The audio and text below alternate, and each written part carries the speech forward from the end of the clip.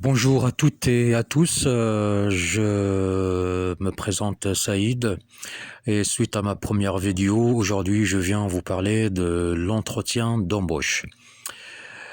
Alors, sachez bien que là je m'adresse à toute personne qui parle français et qui cherche à travailler dans un centre d'appel, que ce soit français, subsaharien, maghrébin, ainsi de suite. Alors, pour les entretiens d'embauche, en général, ils peuvent avoir une durée de 5 à 20 minutes. Et cela dépend d'opérations sur laquelle vous postulez ou bien pour laquelle vous avez postulé. Alors sachez bien que c'est la première phase de toute embauche. C'est l'entretien qui est bien sûr censé être passé avec un responsable de recrutement ou une personne qui se charge des recrutements. En général, c'est ça. Alors, d'abord, pour le CV, il faut vraiment avoir un CV qui vous représente honnêtement. Ça veut dire qu'il faut avoir ce que vous allez mettre dans votre CV, c'est quelque chose qui reflète vos expériences, votre niveau scolaire, vos atouts personnels tels que votre dynamisme, votre disponibilité, votre niveau de français. D'ailleurs, pour tout ça, une fois on vous pose la première et fameuse question, parlez-moi de vous, c'est là où vous allez développer et vous allez parler de vous-même. Et sachez bien que sur cette phase-là, on ne cherche pas à comprendre. Ce qu'on cherche en principe, c'est votre niveau de français. Votre interlocuteur, indirectement, il vous pose la question et c'est une question vague. Chacun peut répondre différemment à cette question. Par contre, l'essentiel, c'est que vous parlez facilement en français et vous détaillez tous les atouts que vous avez en matière d'expérience, en matière du niveau scolaire. Même si vous n'avez pas d'expérience, il faut juste développer votre parcours scolaire. Ça, c'est au cas où vous n'avez pas d'expérience. Parce que là, ce qu'on cherche, c'est de connaître votre niveau en matière de la langue française. Alors, ça veut dire que même en n'ayant pas d'expérience, en parlant le français, ça peut vous qualifier d'un bon conseiller. Ça peut vous aider pour intégrer cette société. Alors pour la question, comme je disais, parlez-moi de vous, c'est là où vous allez développer clairement les propos de votre CV et soyez clair. Utilisez des phrases courtes, parce que sinon vous allez vous perdre. Il faut vraiment être sincère, honnête, spontané, flexible et surtout disponible. Disponible, ça veut dire bien concentré, ne perdez pas de temps, il faut être concentré vis-à-vis les questions qu'on vous pose et voire même avec la personne que vous avez en face. Ça veut dire qu'il faut mettre dans la tête qu'il faut convaincre cette personne pour qu'elle puisse vous accepter. Et c'est pas magique, c'est pas difficile. Ça veut dire qu'il faut juste être honnête avec soi-même. Il faut avoir de la confiance aussi en soi pour qu'on puisse pour qu'on puisse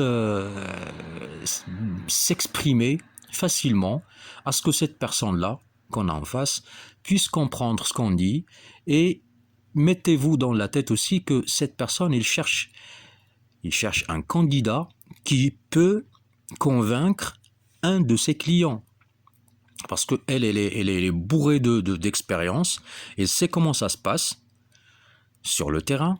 Ça veut dire que vous parlez, mais elle essaie de vous situer parmi les conseillers qu'elle a déjà sur pas mal d'opérations. Parce que même si vous, en prenant un exemple, même si vous postulez pour un poste X, mais il voit que vous n'êtes pas apte pour accéder à ce poste, mais étant donné qu'elle a de l'expérience et qu'elle sait ce qu'elle a comme opération sur le terrain, ça veut dire qu'elle pourra vous situer autrement dans un autre poste.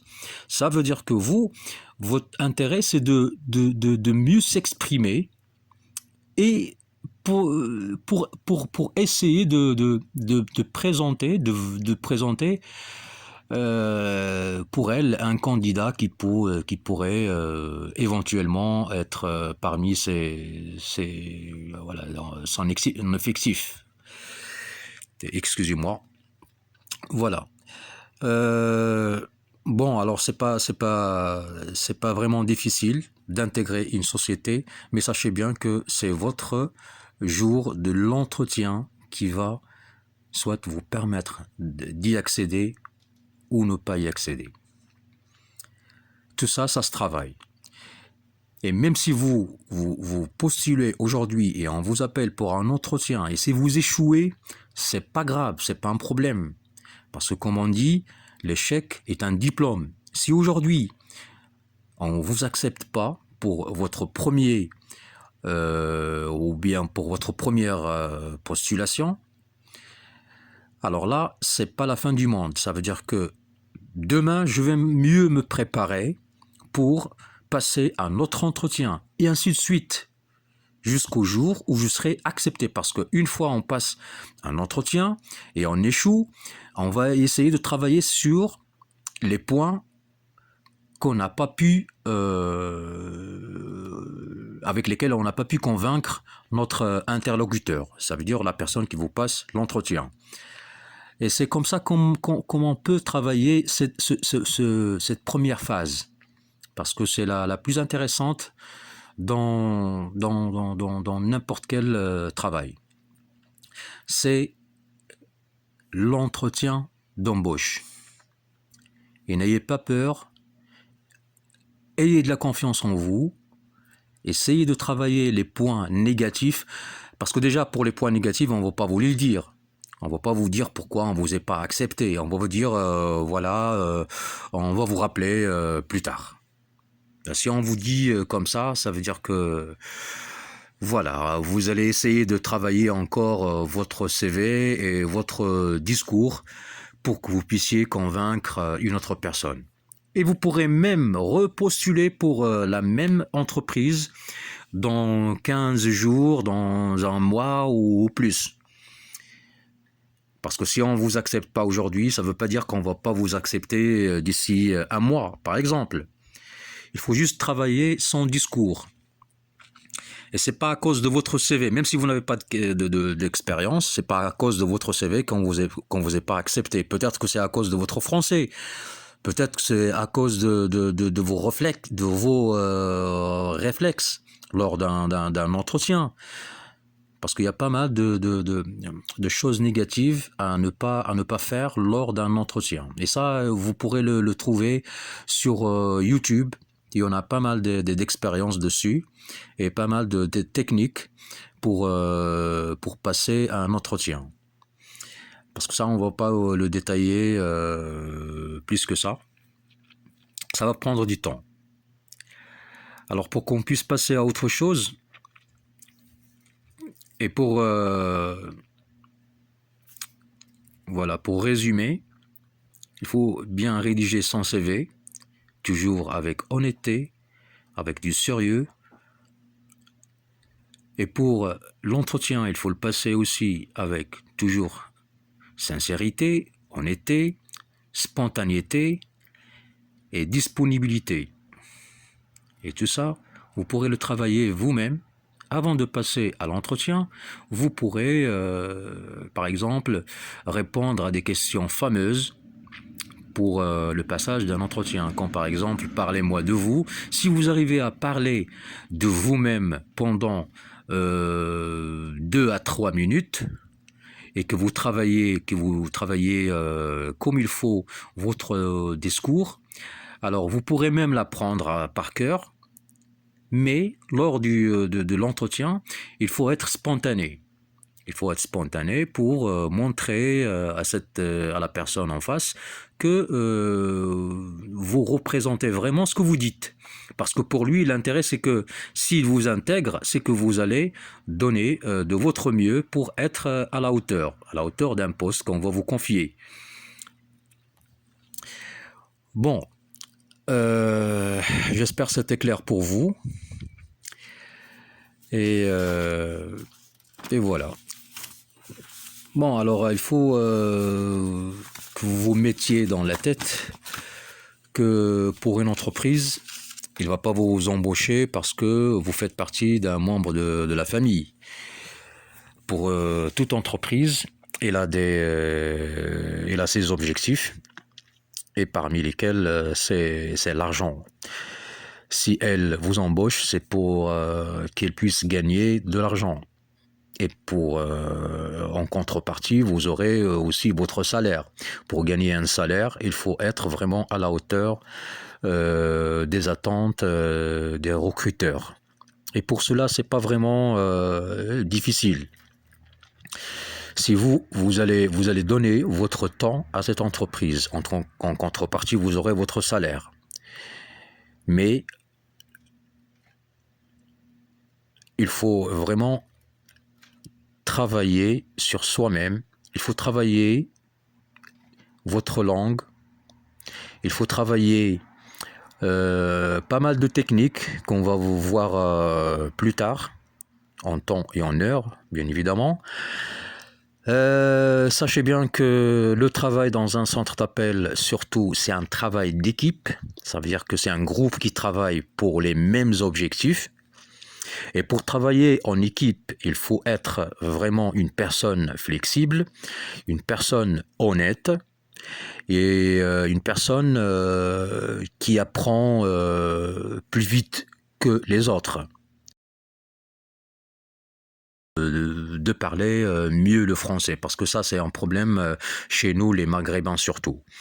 Il y a des personnes des Maghrébins qui parlent aisément le français, il y en a d'autres qui ont du mal à s'exprimer. Pas parce qu'ils ne savent pas parler en français, mais parce qu'ils ont plusieurs facteurs qui rentrent dedans. Et surtout dans les centres d'appel, comme je disais, c'est une formation continue. Pour le français, il n'y aurait pas de mal. Il faut juste avoir le strict minimum. Et après, vous allez apprendre chaque jour la langue française parce que vous aurez des assistants derrière. Vous aurez des collègues à côté de vous qui parlent tout le temps le français avec leurs clients. Et d'ailleurs, ce que vous allez entendre sur le plateau, c'est un français qui se répète tout le temps. Ça veut dire que vous n'aurez pas de soucis là-dessus. Vous aurez facilement à apprendre le français, à utiliser les phrases des autres et ainsi de suite. Un jour, vous serez capable d'utiliser votre propre français parce que vous aurez un bagage qui vous qualifie à le faire. Et ça, c'est pas un problème. Il faut juste dépasser ce stade d'entretien. C'est ça le plus important. Et le stade d'entretien, comme je disais tout à l'heure, l'échec, c'est un diplôme. Si on échoue aujourd'hui, si on échoue demain ou après-demain, c'est pas un problème. Il faut juste avoir la foi et la confiance en soi. Ça veut dire qu'un jour, je vais être capable de dépasser ce stade. Et vous allez le dépasser sûrement parce que vous aurez plusieurs expériences en matière d'entretien qui va vous aider à vous corriger jusqu'à ce que vous serez capable de passer un entretien sans problème. Et ça, c'est ce que cherchent les recruteurs. Ils cherchent une personne qui a de l'audace et qui n'a pas honte de refaire la même chose pour atteindre ses objectifs. C'est ça ce qu'on cherche comme employé. C'est le genre de salarié qu'on cherche. C'est des personnes qui ont la persévérance et qui ne lâchent pas. Et sachez bien qu'avec votre volonté, votre persévérance, votre honnêteté, vous allez y arriver un de ces jours. puisque vous cherchez des travails, un jour, vous aurez un travail. Et quand vous travaillez, vous aurez aussi besoin de quelques compétences pour pouvoir continuer dans un travail. Parce que ce qu'on cherche tous, c'est un salaire motivant, des avantages sociaux, et d'ailleurs au Maroc c'est le strict minimum que vous aurez. Vous pourrez même avoir plus, cela dépend de ce que vous faites, de ce que vous pourrez rajouter, et c'est ce qu'on appelle la valeur rajoutée pour les entreprises. Il faut se démarquer, il faut donner le plus, comme ça vous aurez le plus vous aussi. Alors, ce que je suis en train d'expliquer, c'est juste pour pouvoir vous booster, vous aider à dépasser ce stade et ce complexe de « je ne peux pas faire ça ». Toute personne ayant un minimum de bagages en français peut faire ce travail. Et sachez bien que c'est à la portée de tout le monde. Il faut juste avoir un minimum de français que vous allez travailler par la suite. Et ça se travaille et vous allez, croyez-moi, que vous allez vous améliorer en matière de français, en matière d'autres compétences qui vont vous aider à intégrer ce secteur. Voilà. Voilà, j'espère que c'était clair pour vous et n'oubliez pas de vous abonner à la chaîne si ça vous intéresse. Likez, voilà, et mettez des commentaires, mettez-moi des questions, je suis là pour répondre avec la petite expérience que j'ai. J'espère que je pourrai vous aider dans votre parcours. Et voilà, mettez-moi vos questions et je répondrai au fur et à mesure. Merci pour votre attention et je vous souhaite une excellente journée. Et à la prochaine.